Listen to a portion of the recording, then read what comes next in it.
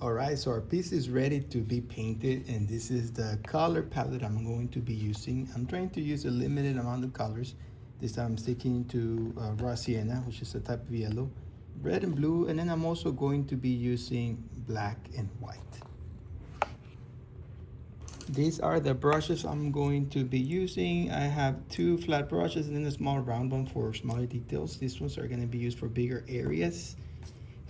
One thing that I do want you to remember is whenever we're using acrylic paint, if you get it on your clothes, it might not come off, so it's always best for us to wear an apron. Another thing is when you are using a paintbrush, if you have paint on it, you don't want to just leave it out on the air because it will dry out and then it will not be usable anymore. So we always want to have water so that we can leave it in the water whenever we're not using it if it has paint. Also, so that we don't contaminate our colors unless it is our intention to mix them, all right? So I'm gonna go ahead and get started. I always like to start with the background. So I'm gonna go ahead and get started with the bigger areas. I'm going to wet the tip of the brush and then I'm going to be mixing my main color. In this case, I am going to be making gray. So I'm going to grab some white and then add a little bit of black at a time. So I don't want my gray to be too dark. So I'm going to be adding just a little bit of black. All right, so here it's still pretty light. I want to make it just a little bit darker. So I'm going to grab a little bit more black and mix it in there. Remember, whenever we are trying to get a certain shade of a color, we always start by adding a little bit of black at a time.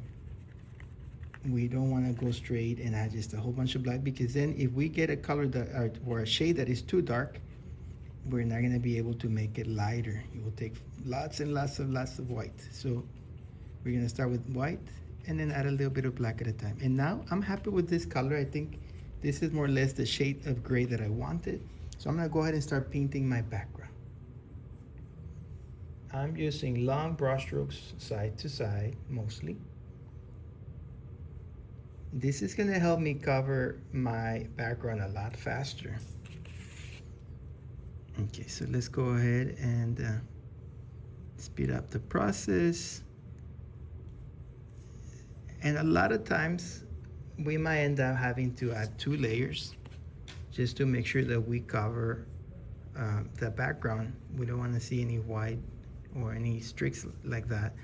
So we might have to add 2 layers of paint, but to do that, we want to let the first layer dry completely and then we add the second layer, and that should cover our background much better.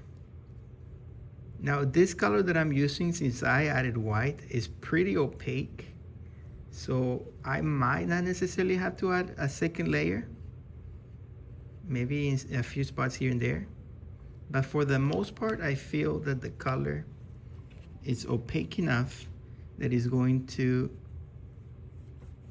just cover the surface good enough. Okay.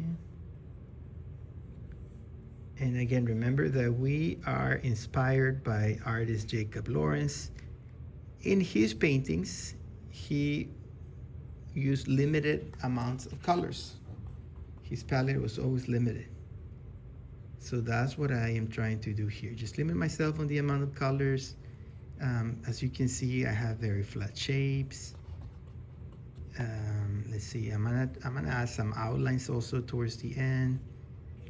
Just things that remind me of the artist. And here I am running kind of low on my paint, but that's okay. I can mix a little bit more. So I'm gonna grab some white and then I'm gonna add a little bit of black at a time, just like I did before, until I am happy with the color. And it might not come out exactly the same 100% because whenever we're mixing colors, they're never going to be 100% the same, but I'm gonna try. So there you go. It is close enough. What I can do is I can kind of blend it with the color that I had there before, and you won't be able to tell if it's not exactly the same.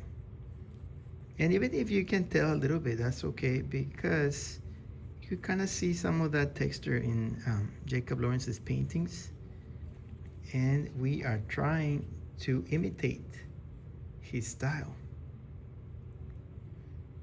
Okay, So from now on, I'm going to go ahead and speed up the process. I'm gonna do a time-lapse video because otherwise this is going to take forever and I don't want to bore you guys. But you get the idea, right? Okay, let's speed it up.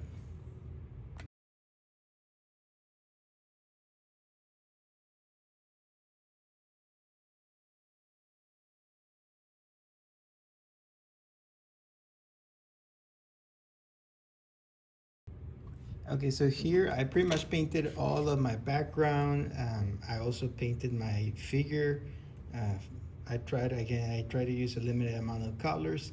So now I'm going to go ahead and start doing my outlines. This is going to help define my shapes a little bit better.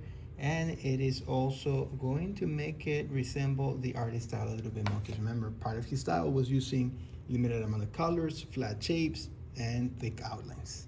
Let's go ahead and do a speed up process so that you guys can see it a little bit faster and I don't bore you guys.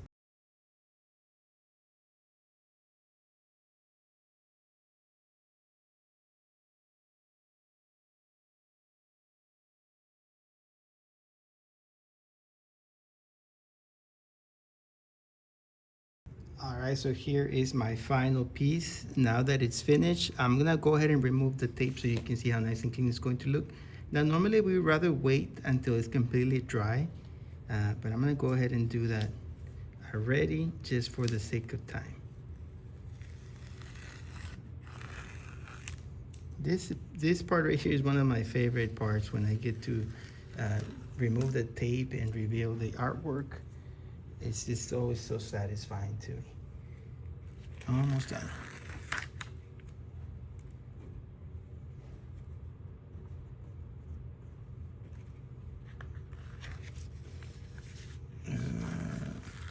There you go.